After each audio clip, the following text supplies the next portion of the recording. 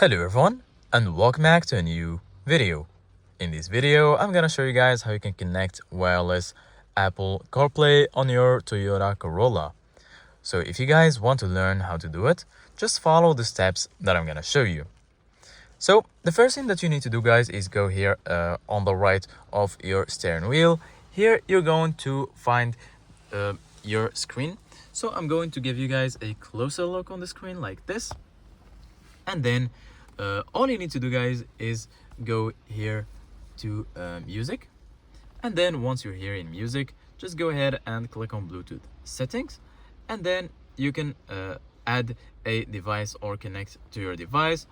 There is this way and there is also another way by going to the settings.